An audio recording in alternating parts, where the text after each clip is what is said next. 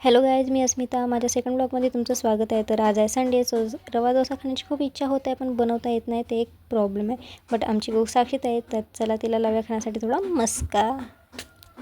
तर सर्वात आधी आपण आलू उकडायला ठेवलेले आहे. त्यानंतर चटणीसाठी शेंगदाणे थोडे लाल येतपर्यंत भाजून घेतलेले आहे. शेंगदाणे थंड होतपर्यंत आपण एका भांड्यात रवा काढून घेऊ आणि त्यात दही मिक्स करून 30-40 मिनिट आपण त्याला झाकून ठेवू.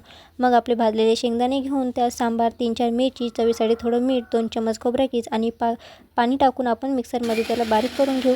त्यानंतर मोहरी आणि कढीपत्त्याचा अशा प्रकारे आपण तडका दिलेला आहे आणि शेंगदाणे चटणी झालेली आहे तयार.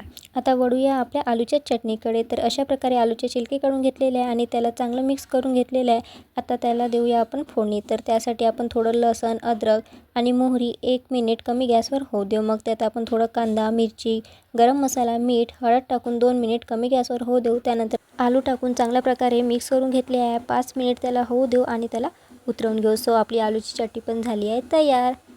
आता जाऊ आपण आपल्या रवा डोसाकडे. 45 मिनिट झालेले आहे. थोडं पाणी टाकून रवा आणि दही मिक्स केलेलं बॅटर आपण मिक्सरमधून बारीक काढून घेऊ. त्यात चांगल्या प्रकारे मिक्स करून घेऊ आणि त्यात थोडं इनो टाकून 5 मिनिट झाकून ठेवूया. मग एका वाटीत थोडं तेल, पाणी आणि मीठ मिक्स करून तवा गरम झाल्यावर तव्यावर शिंपडून आपण डोस्याचं बॅटर टाकून आपण गोलगोल असं पसरून घेतलं आहे. तव्याला डोसा चिपकायला नको म्हणून डोस्याच्या साईडने गोल थोडं तेल टाकून 5 मिनिट कमी गॅसवर दोन्ही साईडने आपण शिजू दिलं आणि आपला डोसा झालेला आहे रेडी. तर चला मग बघू आपण टेस्ट करून की कसा झाला आहे आपला आजचा डोसा. वाव, खरंच खूपच सुंदर असा आपला आजचा रवा डोसा झालेला आहे. So thank you so much for watching my video. See my next blog. Bye bye. Please subscribe, like, comment and share my channel. Thank you.